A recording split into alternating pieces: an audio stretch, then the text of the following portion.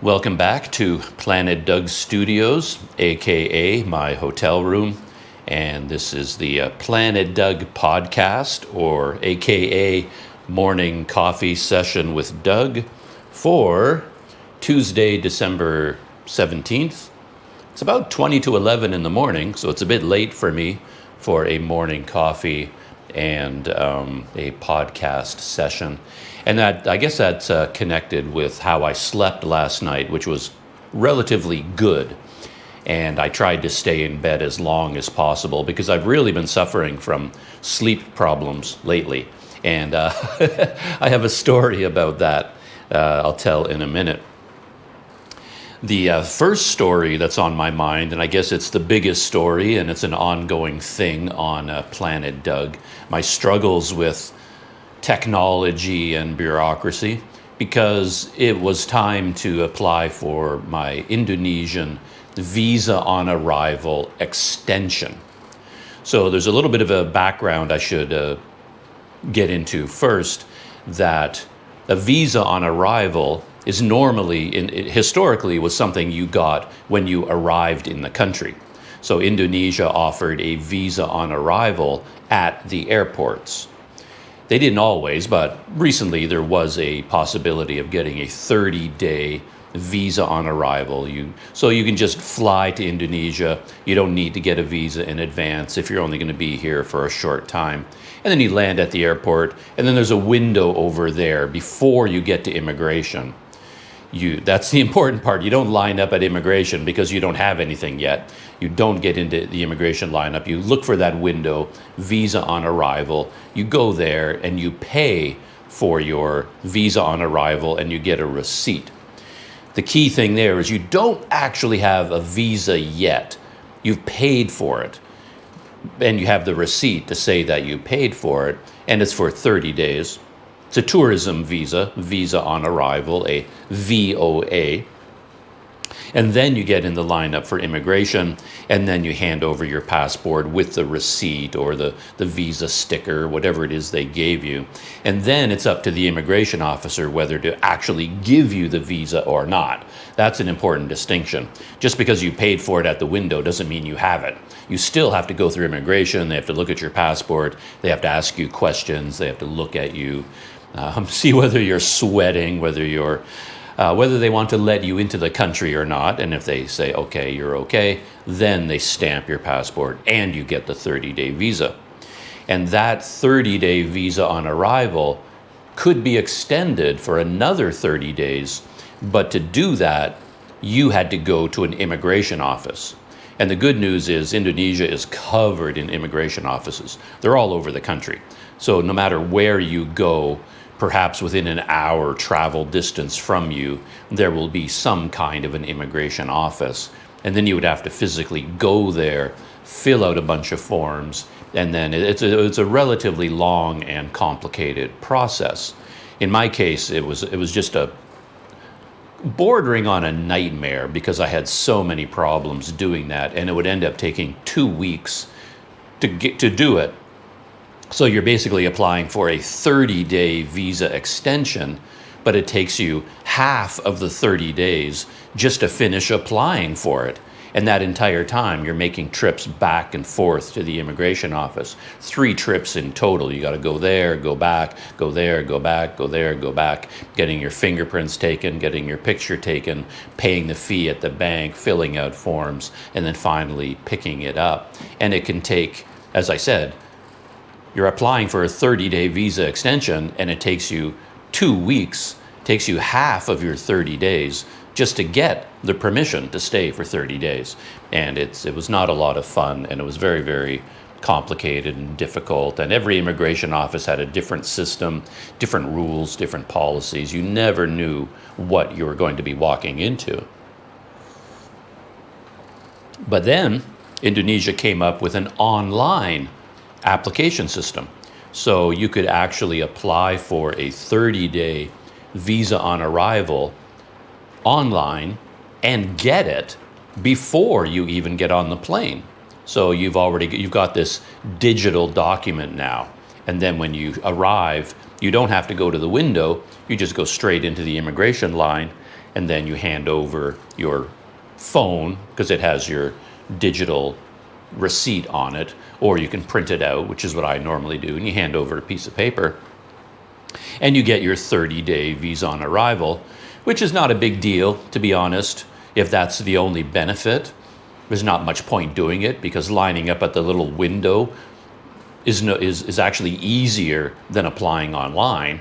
So if you're only going to stay for 30 days, I would still get the visa on arrival at the airport. It's actually easier than doing the online application. But the big advantage to the online application is that it could also be extended online. So if you did want to stay for an additional 30 days, you didn't have to go to the office. All you needed to do was turn on your phone, go to the Indonesian immigration website, enter your username and password, log on to the immigration website, find your visa on arrival, and extend it. And you could extend it online. And I did this in the past, and it happened instantaneously. It was so fast, so convenient, and it took a lot of the stress out of being here in Indonesia as a tourist. So that's how it was in the past. So Indonesia made it better. In a rare case, a government and a big department within the Indonesian government actually took their visa system and made it easier, faster, more efficient, and better. It was like, wow, can you believe that? But of course, it turns out they couldn't leave well enough alone. They made progress, they took a step forward, but then, as I just discovered, they took 2 steps back, because it was time for me to do that. I had to apply for my visa extension online, and I wasn't really looking forward to it, because even though it's easy to do, navigating the Indonesian website, the immigration website, is extremely complicated. So, for example, I don't even know if I could even describe it to anyone. It's like navigating a maze, following a trail of breadcrumbs that you have to leave yourself. And I try to remember how to do it, but it's so convoluted, I can't figure it out. So in my case, when you log on to the Indonesian website, there's a menu, a very simple menu, and it says applications. So that's what you click on to go to your list of visa applications. Old ones, new ones, current ones, they're all supposed to be listed there. That is where they keep, it's like a table where all of your visa applications are listed. I click on applications, my visa applications aren't there. There's one listed, and it's one from 2023. My very first one is listed. And I've gotten many more visas since then. None of them are there. And that's where I got in trouble when I came to Indonesia this time, because I applied for a new visa, and then I went into my list of visa applications, and it wasn't there. I'd submitted the application, I'd paid for it, and then I went to look for it, and it didn't exist. It was not listed in my online account. And it's still that way. But what I discovered is that up at the top, there are some words up there, and one of the words is batches. And I would visit the website over and over and over again just to try and figure it out. And I roam around and I'm clicking on things and I'm trying to learn how it works, how it's all structured, just trying to figure it out. And then one day I saw that word batches. Oh, it's a clickable link. I wonder what it is. It didn't look like a clickable link. It just looked like a word on the screen. I think it was in a weird grayish box that was sort of offset. It wasn't even inside a box. It was half in, half out. Anyway, I went up to batches and I clicked on batches, and then that opened up another table with all of my visa applications. So when I went to the visa application section, they weren't there. But when I clicked on batches, then my visa applications showed up. So it's like, oh, that's where they put them. That's where they're listed. And it made absolutely no sense at all. And I think it is a glitch. I think it's a problem because with my original application, I got an email and with a link, with a clickable link that said, to download your visa, click here. I couldn't see my visa online, but I did get an email that said download. So I went, oh, so I guess it does exist. So I clicked on download, but instead of downloading my new visa, it downloaded a copy of my old visa from 2023. Because as far as the system is concerned, that's the only one there is. Like in the My Applications section, there's only one visa listed. That's the one from 2023. So every time I said download my visa, that's the only one it could download. Even though I'd applied for a new one, I couldn't download the new one. I could only download the one from 2023. So all of this was happening before I came to Indonesia this time. So now I found my new visa under batches. I don't know why it's there, but there it is. And then I wanted to extend it. So there it is listed, and you would think, okay, there must be a button that says extension, right? That's the most important thing anybody would want to do. You finally found your visa, you want to extend it, and then you're looking and you're looking and you're looking. There's nothing there. It says something like KPI or something like that, or ATK, some weird 3-letter thing there. There's a button that says details, but there's no way of extending anything. And as I found out through experimentation, what you have to do is at the very beginning of the visa, there is an ID number for that particular visa. You click on that number, it opens up that visa in a completely separate window. And then when you go to the end, I think there's a word there that says extend in tiny letters, or it just says details. I can't quite remember right now. Let me do it right now. And then I can confirm exactly how that works. I may not be logged into my online account anymore because they log you out from time to time. So let me refresh this, see if I'm... Oh yeah, this is another thing. Every time I go into a submenu and then I try to go back, like I try to go to the home page, I get an error message. So every time I'm in my account and then I go through the menu system, like click, like you go down deeper and deeper into the system until I finally get to my list of visa applications. Once I get there, I can't back up. I can't go back to the home page. If I do, I get error 403, forbidden. So you have to be, every login, I can only do one thing, and then I get kicked out, and then I have to start all over again. So here I am on applications, and I can see my visa from 2023, and then up here at the top it says batch application, which I never clicked on like in years past because it didn't relate to me. But now you click on batch application. Right. So here are all my visas. Here's my most recent one. And it says approved. And then it says action. Like there's a table. One of the columns is action. And you'd think underneath action, it would say extend. But it doesn't. It just says e-visa. So you click on that and it opens up that visa as a PDF. So that's the only action is there. So now you're trying to extend your visa and you're stuck. Nowhere does it say extend. Nowhere does it say extension. Here's the visa. I can see it. It's in the table. There's the batch number, the transaction number, my name, the visa number, passport number. It has all my data, which is why I'm not showing you the screen. Payment date, visa type, status, action. So under action, that's where there should be actions, like extend this visa. But nowhere, and nowhere on the screen, top to bottom, anywhere you look, you will not find the extension button. It doesn't exist. Through experimentation, I figured out you have to click on the batch number not the transaction number, not the visa number.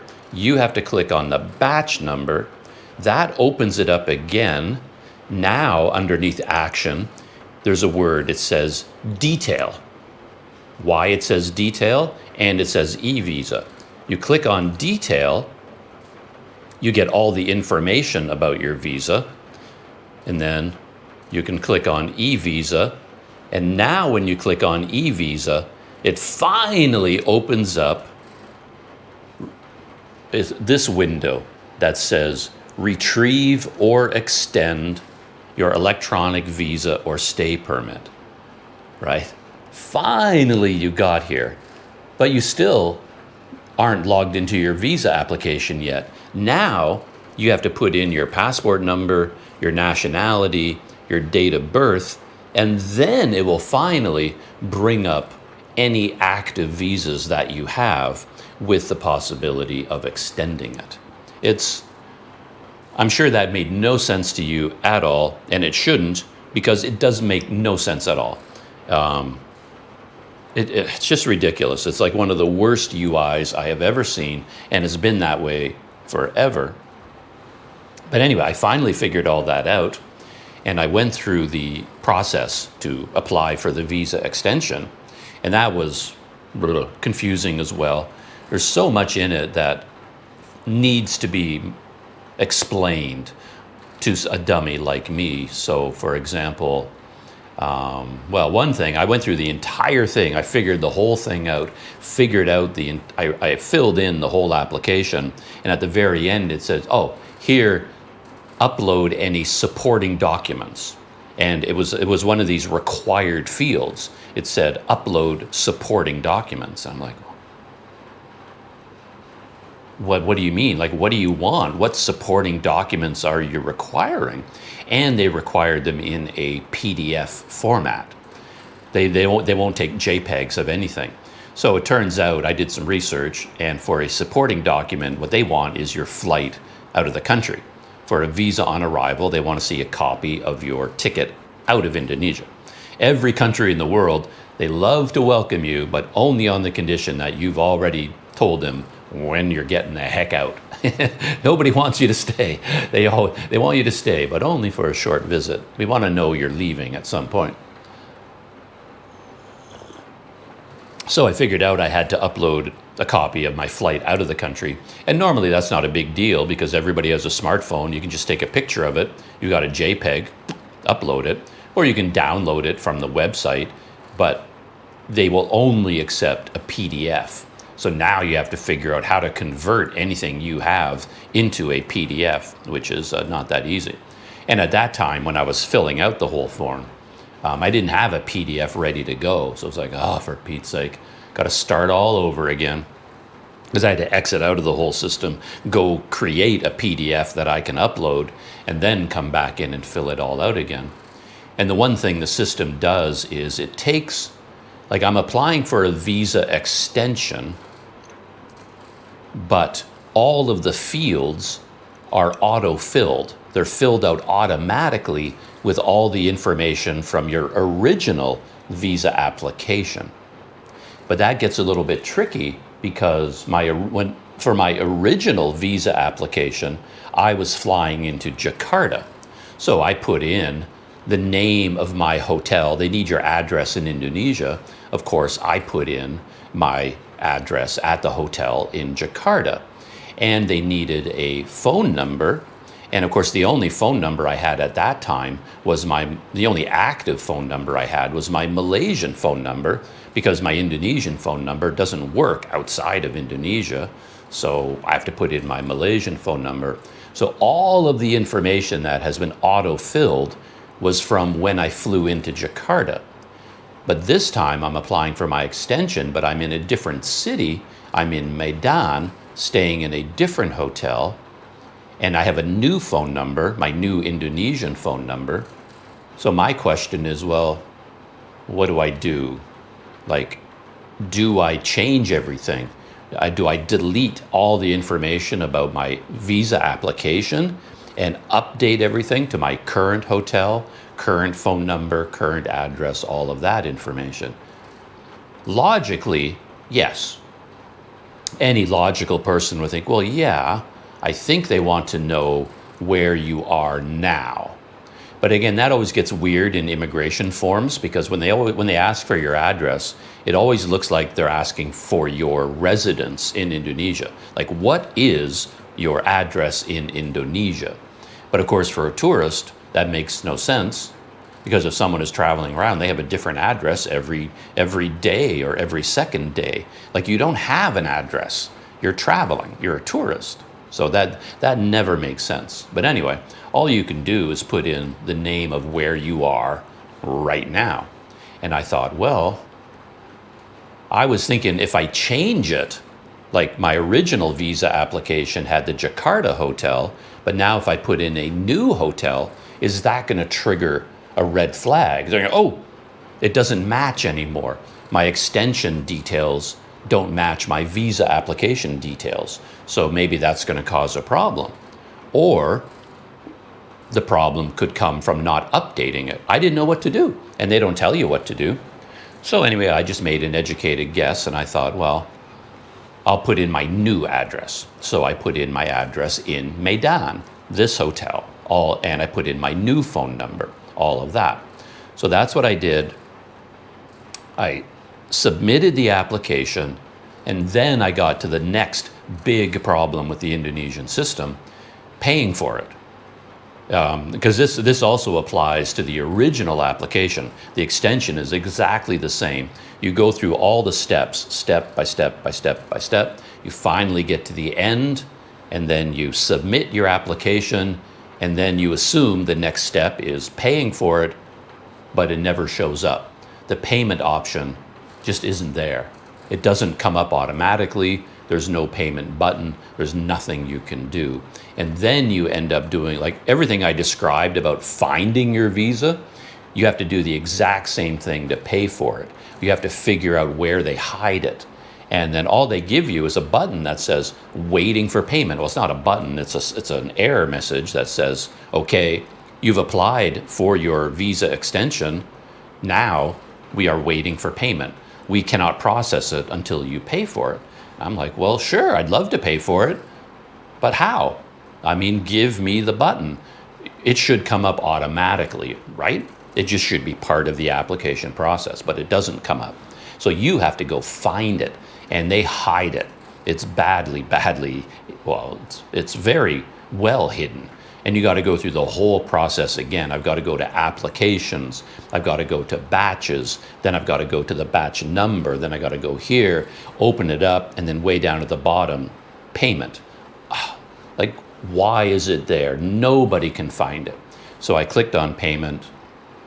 I paid for it. Everything seemed okay. But then when you go back into your immigration account, it doesn't tell you that. Like if you go to your original visa application where you found extend it, it doesn't change. There's nothing there that says we are processing your extension. We've accepted your extension application. Please wait. There's no indication. You could apply for another extension and another one and another one. It never changes the status of what you've done, which is another UI problem that I came across. Anyway, there's a new problem. This whole story, to be honest, this is all just old stuff. I've already talked about this. The new problem is what I wanted to talk about this morning. And the new problem is, like in the old days when I applied for a visa extension, after I figured out how to do it, I got it instantly, within minutes. And in this case, when I paid for it, my extension, I did get an email from the payment processor. And at the bottom of the payment email, it did say, if you don't get a notification about your extension within 30 minutes, then visit the website and see what the status is. So it's implying that you're supposed to get it within 30 minutes. And my experience was you got it within 2 minutes. You applied, you paid, it was automatic. And that was the amazing thing. That was the way that Indonesia improved their system. They actually made it better so that instead of taking 2 weeks and 3 trips to an immigration office to get your extension, you could do it online, and it happened instantaneously. It was like they actually made it better. But apparently somebody was not happy with that. It's like, oh man, we made it better. That was a mistake. We shouldn't make it better. Let's make it worse now. Because now when I go into my online account and I finally find my extension application, which is completely blank, like the table has nothing filled in, except at the very end it says, waiting verification. So I waited 30 minutes because the email told me, like, well, if you don't get your approval in 30 minutes, check the status. So I thought, okay, I'm supposed to get it within 30 minutes. I waited 30 minutes. It still said waiting verification. And then I waited an hour. I waited 3 hours. I waited 8 hours. I waited, this all happened yesterday. I waited the entire day. And again, I checked this morning. So it's been it's been like 30 hours since I submitted my application, and nothing has changed. It says waiting verification. Now I'm stuck because my experience with their website is so terrible that my assumption is, okay, it's just a glitch. Somehow my application got frozen. Like, as far as I'm aware, this verification is not part of the normal process. So I'm thinking, all right, I'm not going to get my extension, so now I'm going to have to leave Indonesia again. I'm going to have to fly out and fly back in and get a new 30-day visa all over again because I cannot process my extension. It's frozen. There's a glitch. Either that or something in my application is wrong, that it triggered a red flag and it was not approved, and now there's something wrong. So I'm like, what do I have to do? Do I have to send an email? Do I have to call someone? Do I have to go to the immigration office? Do I have to make an appointment? Do I got to get this fixed personally? And now you're stuck. You can't go anywhere. You can't do anything because your visa is about to expire and you haven't extended it yet. So now you got all this stress, all this tension, all these problems. And I don't know what any of this means. So I waited and waited and waited and waited, and nothing changed. I kept refreshing. I kept clicking, looking for something. Did I get an email? I thought maybe, you know how important emails often end up in your spam folder, or they got sent to the wrong email address. And one thing I was thinking might have been a problem was that this is also another problem with their system. On my application, I put in my new phone number, my current active Indonesian phone number. So my phone number was up to date in my application. I changed it, but in terms of the visa detail listing, it's still listing my Malaysian number.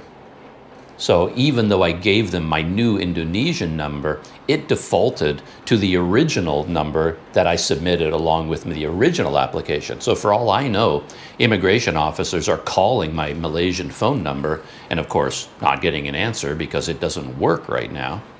So I don't know what's going on. I'm completely stuck. I don't know what to do. So in these cases, what we do, we human beings in the modern world, we look for company. We are in misery. Misery loves company. So I go onto Google and I start doing searches. Indonesian visa on arrival extension, waiting verification. Has anyone else encountered this problem? And an interesting thing about Indonesia, that most of these problems that people face, they go to Reddit. Like, if you want the best information, it's usually on Reddit. So all these messages came up from Reddit, but Reddit is banned in Indonesia. You can't access Reddit. They block it here. Indonesia is surprisingly restrictive in terms of what they allow and what they don't allow in the country. People, websites, they're busy blocking everybody. They're blocking people, they're blocking websites, they're blocking companies. Like Apple right now is in the middle of a big problem because Indonesia won't allow them to sell iPhones in the country, which seems absolutely insane. But to protect, they're demanding billions of dollars of investment. From the articles I've read online, it looks like Apple is just agreeing to everything. I think Indonesia wanted a $100 million investment in a local factory to build components for the iPhone before they will allow them to sell the iPhone. And as far as I know, Apple said, okay, sure, we'll do that. And they agreed to it, but then they upped the ante and now they want $1 billion or something. Anyway, Indonesia is quite restrictive. They block a lot. And then the whole issue with registering the IMEI number of your phone with customs, so your phone gets blocked after 90 days. There's a lot going on in Indonesia. Very restrictive country. I don't think it has that reputation, but my experience of traveling here is you run into a lot more problems here than any other Southeast Asian country. The visa is harder to get, more complicated to get, more expensive, and shorter by a lot. 30 days is the maximum you can get. And then all these other problems that I'm encountering. And now, I went off on a tangent there. But anyway, I did all this search on Google. All the good answers are on Reddit. I couldn't go to Reddit because it's blocked. But then I did find on Facebook people who had the same problem, and they had the same problem recently, which was really interesting. All of the stories I saw were from like 2024, and there was an article, a big article, a news article on Google that said Indonesia has implemented a new verification system for visa extensions.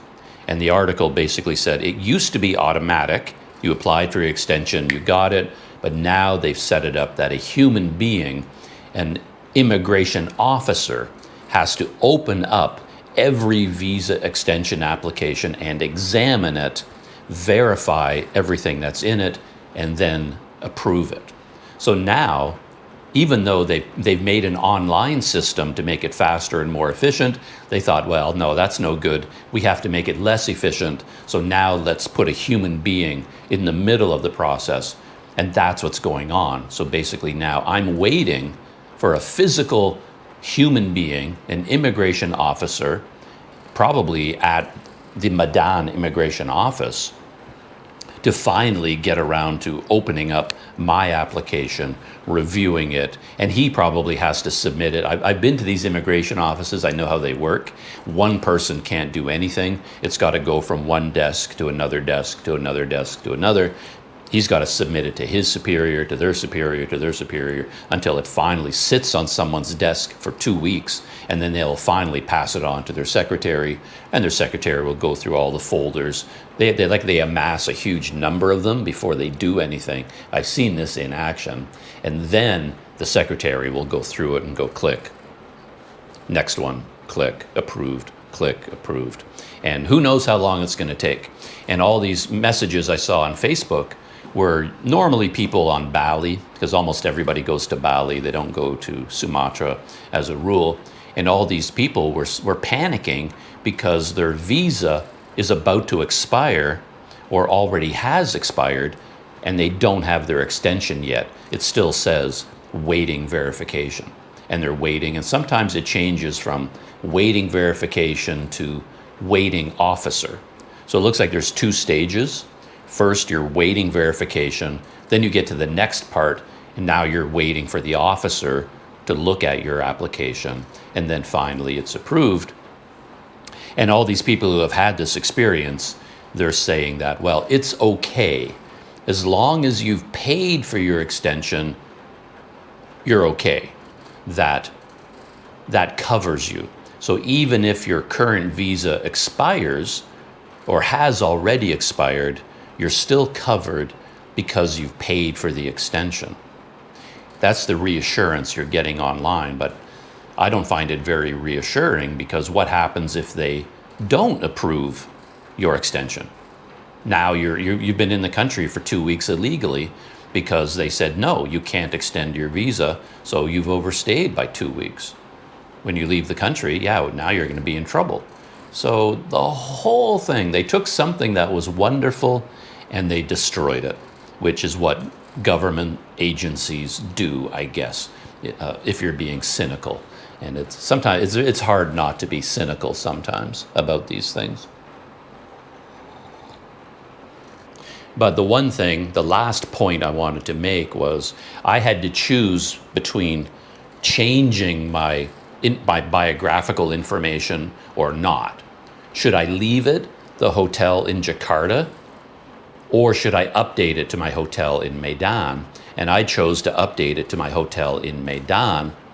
And I think that was what you're supposed to do, because let's say there's a problem with my visa extension.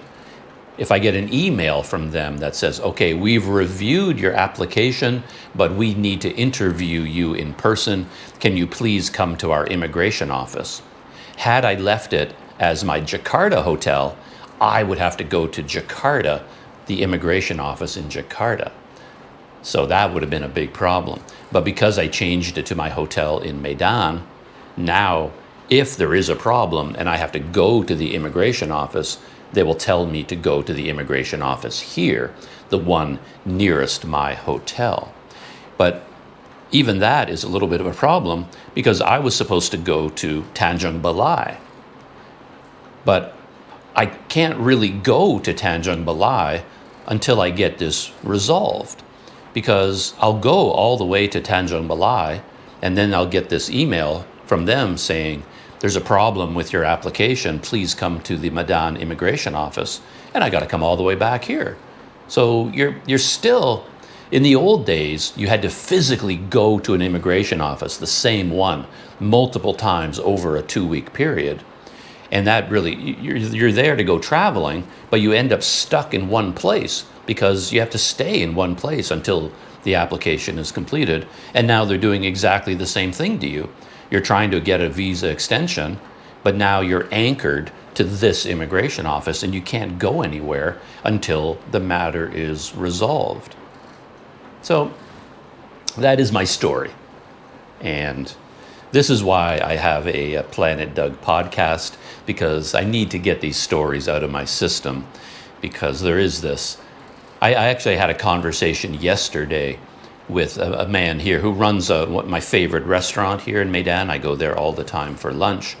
And then he's there all day, every day. As he told me many times, he's there from 6:30 in the morning until 10:30 at night, sitting in the same chair 7 days a week, because he runs a restaurant, a family restaurant. And then when he talks to me, he's gotten interested in YouTube after meeting me, and he says, yeah. So he was telling me this yesterday. I've been watching all these YouTube videos from people who are traveling around the world, and he said, oh, they have such a wonderful life. I wish I could live like that. I wish I had the freedom to go to this country and that country and try new food and have new experiences and meet new people. And then I get that story a lot from people. If they meet me and they ask me questions about, oh, who are you? What are you doing? Oh, I wish I could do that. I wish I could do that. And I always push back a little bit and say, well, I wouldn't be so quick. I mean, you know how the grass on the other side of the fence always looks greener. So from my point of view, when I'm dealing with this, with visa applications, his life looks a heck of a lot better to me. He doesn't have any of this stress. Every day is a wonderful day for him. He's married, he has his family, he has his community, he has his financial security, he has a place to live, he has friends, he has traditions, he has an annual calendar of all the local holidays of Indonesia that he celebrates. He goes on an annual vacation every year with his family. He went to Malaysia recently with his whole family on a holiday. And I'm like, dude, you're lucky. Everything you have, that's amazing. From my point of view, when I'm dealing with all of this nonsense, I really wish I could trade places with you for a little while anyway, get rid of all this stress. And again, that's why I like this podcast, because a typical YouTube travel video paints such a rosy picture, like, oh, look at this. Let me fly the drone. It's amazing. It's beautiful. It's astonishing. It's incredible. Oh, the food is wonderful. The people are friendly. But behind the scenes, this is what's going on 80% of the time. 20% of it is good. Sure, that's the good stuff. But 80% of it is actually work, just like any other life. It's pretty much the same. It really is. So anyway, that's the story of me and my Indonesian visa application. Things have not gone well in Indonesia. This whole trip has been just went off the rails from the very beginning. Just the visa application at the beginning, now the visa extension. It's just, I wish it were easier. Maybe I just have the wrong mindset. I have difficulty doing two things at once. Right now, what I'm doing is trying to get a visa extension. And that's all I can think about. So going out, exploring, having travel adventures, I'm just not in the mood because I'm too stressed out about this visa extension. I don't know what to do. I don't want to leave Medan because as far as I know, I'm not going to get a visa extension. And I'm going to have to leave the country like right now at Christmas time. And flights are going to be fully booked. Everything's going to be booked. But if I can't get a visa extension, I don't have a choice. I'm going to have to book a flight and leave the country right in the middle. It's just stress. It's too much trouble. Anyway, that's my first story over coffee. I mentioned earlier that I've had a little bit of an issue with sleeping. And that's an ongoing thing with me for many, many years, call it even decades. I've had trouble with sleep. I'm a very light sleeper, and getting a good night's sleep is very difficult for me. I guess I'm just a light sleeper. I don't sleep through the night as a rule. I tend to wake up over and over and over again throughout the night, and the tiniest thing will wake me up. Light, sound, motion. If I feel anything at all, I'm awake and thinking about the world and thinking about life all over again, and it just takes me forever to get back to sleep. But over time, one thing I discovered is that if I had a cold, something like that, and I take a cold remedy, like a decongestant combined with an antihistamine, it actually makes me drowsy and helps me get a good night's sleep. So occasionally, if I'm starting to really feel like a wreck and I really need a good night of sleep, I'll take one of these cold remedies or something like that to help me get through the night okay. And this often leads to quite amusing stories. It sort of relates to what I was talking about with all the visa problems, where you think about someone who's traveling around the world and having new experiences and how wonderful that can be. And then the reality can be a little bit different. There can be a lot of unusual things going on in the background that you don't see in a typical YouTube video. And one of them is related to getting, say, just simple over-the-counter medicines. Because when you grow up in your home country, you just grow up knowing about what to take. People quite often have their preferred medications. They know what works for them, or they think it works for them. You got a headache. Oh, you like to take Tylenol or this brand or that brand. Cold medicine. Everybody has their little... You go to the drugstore, you know what you're going to buy based on past experience. But as soon as you leave your home country and you go to another country, you're completely lost because none of the brand names are familiar and you don't know what's going on anymore. And you can often end up in quite funny situations. And that happened to me recently because I wanted to buy some cold medicine to help me get some sleep here. And you can actually get some simple over-the-counter medications from convenience stores.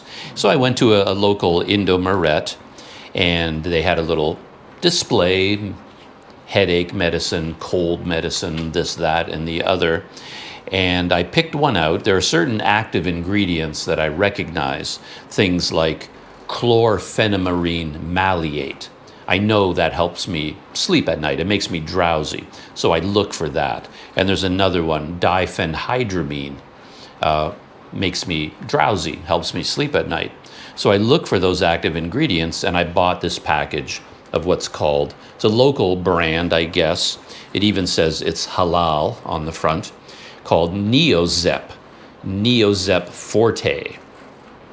So I bought, they're very inexpensive, these things.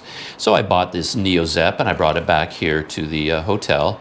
And then the very first night, I took 2 of these pills to help me sleep at night. And I got the worst sleep of my life. It was a horrible night. I don't know what was going on. I felt anxious.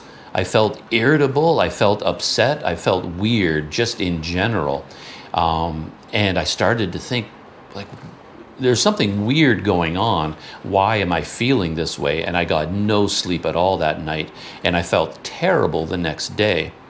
So I went back to this medication, and I looked at the other active ingredients. And one of them, I had noticed, how do you pronounce this? Pseudoephedrine. Pseudoephedrine. I don't think I'm saying it properly. Pseudoephedrine. Anyway, the first part is the important part. If you're into TV shows, which I am, and I've watched Breaking Bad, the whole series, a couple of times, probably 3 times in my life. And in Breaking Bad, they're always talking about something called pseudo, because in order to make meth, the illegal drug meth, you can make it using pseudofed. Yeah, I guess that's the real name I'm familiar with, pseudoephedrine. And in Breaking Bad, you've got all these drug dealers who are always trying to buy pseudo. They're going to pharmacies, and they're like buying all of the cold medicine that they can that contains pseudo, and then using basic chemistry, they can extract the pseudo and then use it to make meth. And this was such a big problem in the United States that, of course, pseudo was eventually controlled. Now, you can't just go into any pharmacy and buy it off the shelf. You have to get it from the pharmacist. But that's in the United States and Canada. Apparently, here in Indonesia, it's widely available. I went into a convenience store and I bought Neozep, which contains Sudafed. It's like, I had no idea, absolutely none.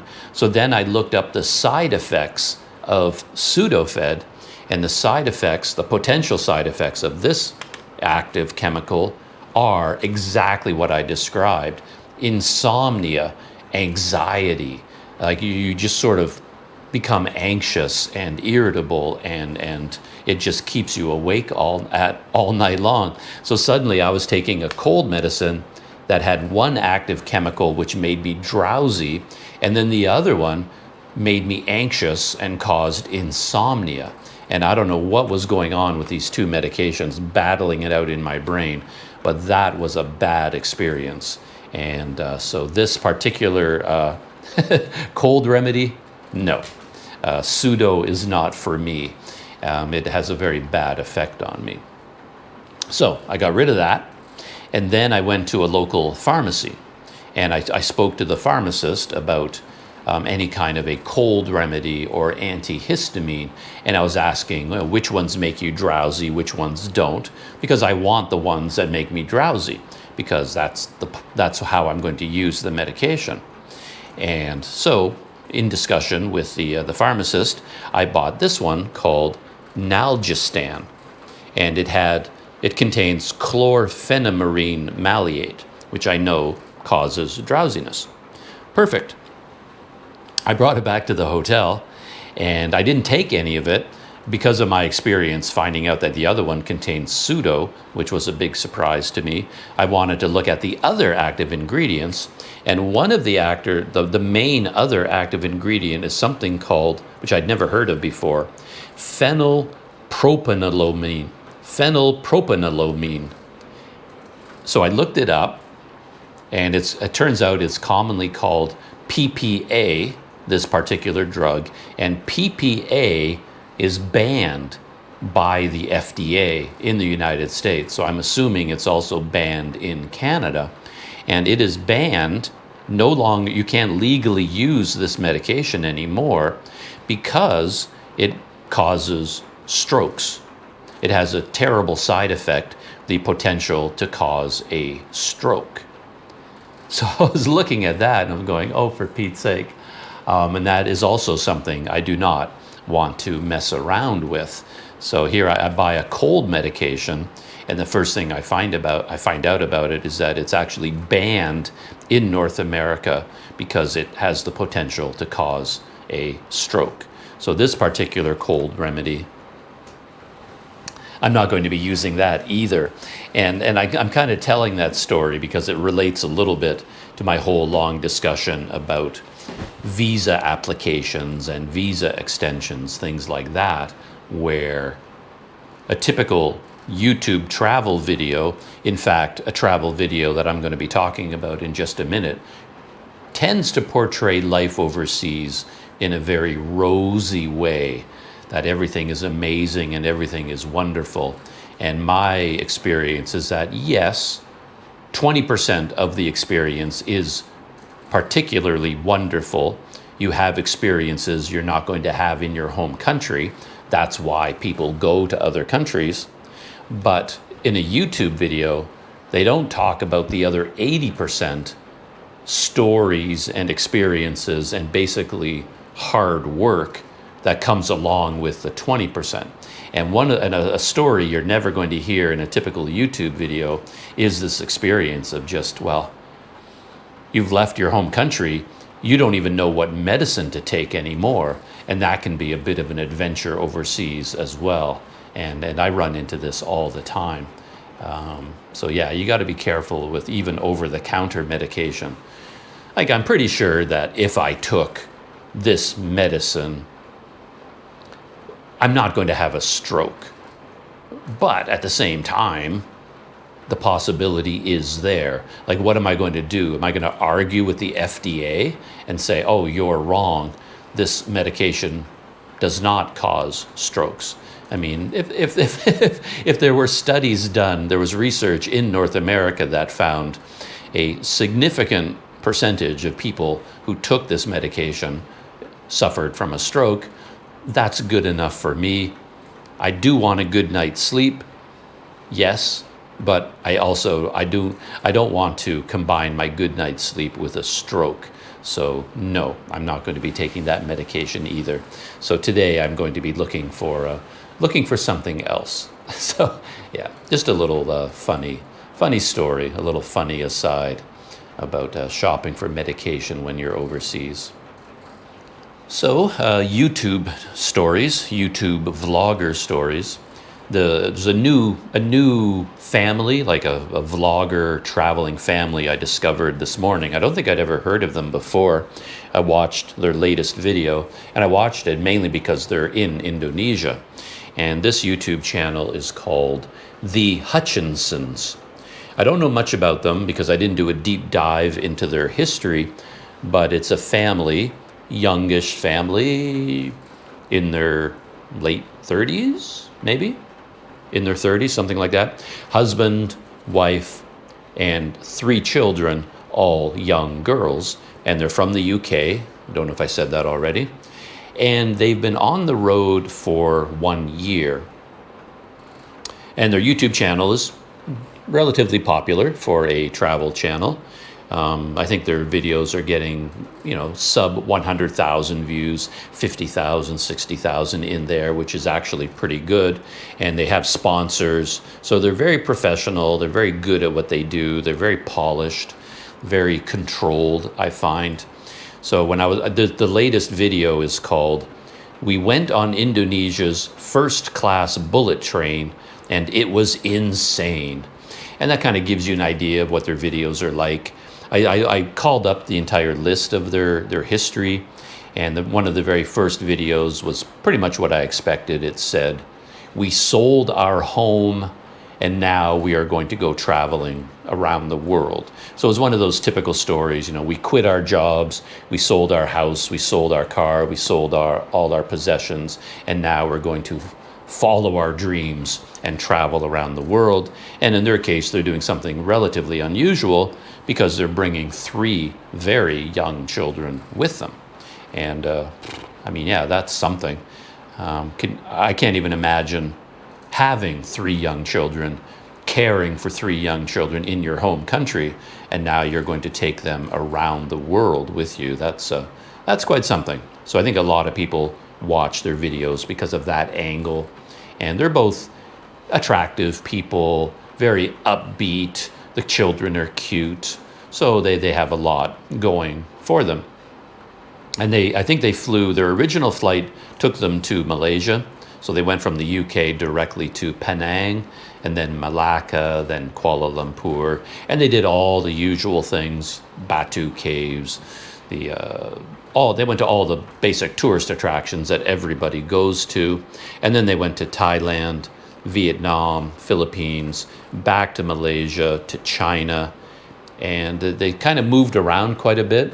They had some transit, so they were in places like Singapore, but only for 24 hours. They were in Qatar, but only for 24 hours or something like that.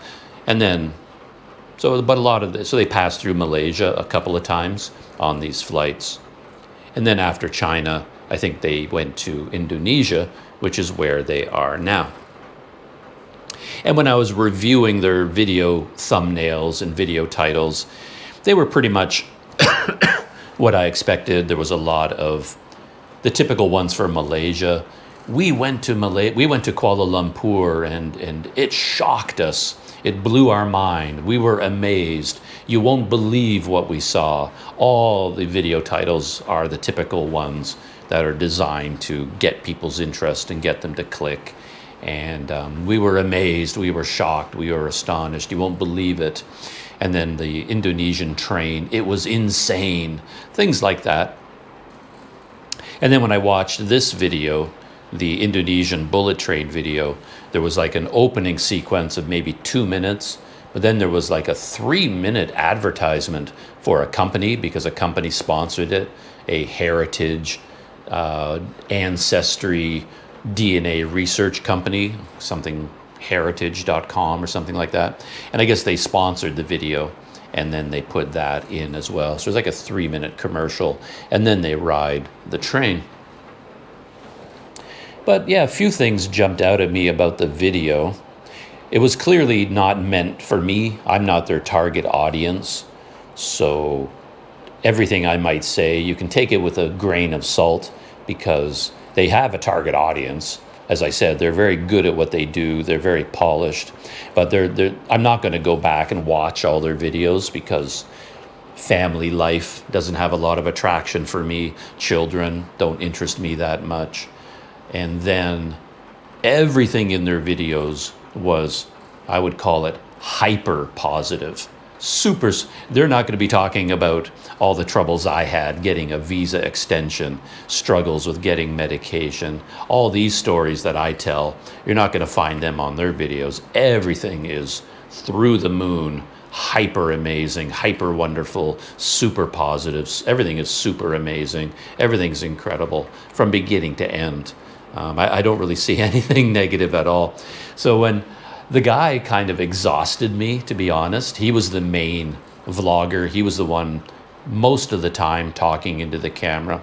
And I have to say, it looked good. I want to know what they're using. Maybe they're using only a smartphone for another reason I'll talk about in a minute. But the video looked good, nice and sharp and clear with a little bit of a blurry background, so it looks cinematic, but the background wasn't too blurry. You could still make out details. The audio is good. The music is nicely selected. The editing is professional. So they do a really, really nice job. And he's the one mainly talking into camera. His wife occasionally will record a segment and then he asks his children questions. What do you think of the train? What do you think of this? And the kids say something cute and then he goes back to speaking into the camera. But basically, from beginning to the end, he was describing the train with like breathless excitement. It's amazing. It's incredible. They go to they got first class tickets. And then they got to go to the first class lounge, and from beginning to end, look how amazing, look how wonderful, look how incredible, look how beautiful, look how over and over and over again. That's all he said from beginning to end. And I found it a little bit exhausting by the time I got to the end of the video, because it wasn't so much telling a travel story, it was just describing how amazing everything was, and how friendly everybody was, how nice everybody was, how perfect everything is. And it feels a little bit like heaping Indonesia, like it was almost like they knew their audience consisted of Indonesians, and they wanted to just praise everything in Indonesia, everything to do with Indonesia, and really ignore anything to do with any sorts of issues or problems or anything like that.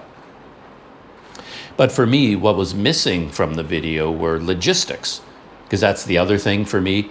I'm more interested in actual stories and experiences. Their video begins with being at the train station. He's just there. Okay, we're going to get on the amazing bullet train, the fastest train in all of Southeast Asia. How amazing, it's wonderful. But of course, I want to know, well, how did they get to the train station? How did they pack up? How did they get from their hotel to the train station? Were there any issues? Were there any problems? I don't need everything to be perfect and amazing all the time. I want to know the logistics. I also want to know, well, how much did it cost? He never mentioned the price. And I looked it up. It was actually, they went first class, and a first class ticket was 600,000 rupiah. I looked it up on the internet. So that's about $37 US, 166 ringgit. So yeah, 600,000 rupiah for a first class ticket. And I guess he had to buy 5 of them. I don't know whether there's a special rate for children or not, but that would end up being 3 million rupiah for his family. So I use this currency thing, and it gives me ads every once in a while. So I have to skip the ad, but then I'm still staring at the ad. I have to wait until it gives me the X. I can click on it. I get another ad for the same company, waiting for the X. Click on the X. Okay. So it cost him $190 US to take this bullet train. And I think he only went from Jakarta to Bandung. It was like a 45-minute train ride, I think. I think he started in Jakarta and went to Bandung. So it's a pretty expensive ride. And so I do wonder what their budget is for their travels. And yeah, 3 million rupiah to take the family. But the other thing that jumped out at me, they have no luggage at all. Like, I didn't notice it until they were on the train walking along the platforms, because every girl, like the little girls, had a tiny little girl bag, I guess. And then he had a very small knapsack. His wife had a very small knapsack, and no other luggage at all. And that really puzzled me, because I thought, well, if you've got children, surely they have clothing. His wife looks very well put together, makeup, nice clothing. So where's her makeup and where's her clothing? I'm sure they have pairs of shoes, but they didn't have any suitcases at all. And no backpacks, nothing. So I was scratching my head. It's like, okay, there are people out there who travel light. I'm not one of them, but there are people who travel light. But this light? A family going around the world? There's no way. So like, where is their luggage? If they're traveling that light, I mean, there's no way he has a laptop, because it wouldn't fit in his little knapsack. So anyway, I'm very curious now about their luggage, how they managed to take the bullet train. And I started to think maybe they just went overnight, like they're staying in Jakarta and they put their luggage into storage, and then they rode the bullet train to Bandung, and then they're just going to take the train back to Jakarta again, or stay one night in Bandung and then take the train back to Jakarta. But anyway, me being me, I want the real story. Like, I don't need somebody to tell me how amazing the bullet train is. I'm assuming it's amazing. I get it. It's a bullet train. It's going to be brand new. It's going to be luxurious. So that's fine, especially if you're going first class. But what I find enjoyable is the actual story. So I want to see the whole journey from beginning to end. And I guess I'm not going to get that from his, from his videos, which is fine. Like I said, their videos aren't for me. But these are the Hutchinsons. And I'll probably watch a couple more of their videos. I'll watch the first one talking about selling their house, and maybe they'll show their camera gear, things like that. And I do want to know what camera he was using. I'm thinking it must be an iPhone, maybe, because most cameras, if you hold them right here, it's not going to be wide enough. But I think with an iPhone, you can get good enough video and it's going to be wide enough. It's a little bit too narrow for my liking, but it looked pretty good. And I'm thinking, if he's traveling this light, yeah, he's not traveling with 2 GoPros and an Insta360 camera and my brand new tough A16 heavy duty bulky laptop. He's not traveling with any gear like that. So I am curious just how light he's traveling. So I'll watch a few more of his videos of the Hutchinsons. And I have a bunch of things I want and need to do today, so I think I'm going to wind up my little podcast there this morning. I have some pop culture stuff I want to talk about, some TV shows, things like that, but I think I'll save that for another day. I'll end it with my diatribe, my rant about extending my visa and about my adventure with medicine. That's always an adventure. And then one YouTube vlogger story with the Hutchinsons. And I think I'll end it there. As always, thank you for hanging out with me, keeping me company. You're saving my friends a lot of messages, because I had all these thoughts in my mind when I woke up this morning: the visa extension, the medicine, the Hutchinsons. And before the podcast, I would have written all these emails to all my friends and give them all of my thoughts about these things. But because I have you to talk to out there on Planet Doug, you save my friends a lot of long emails and messages and things like that.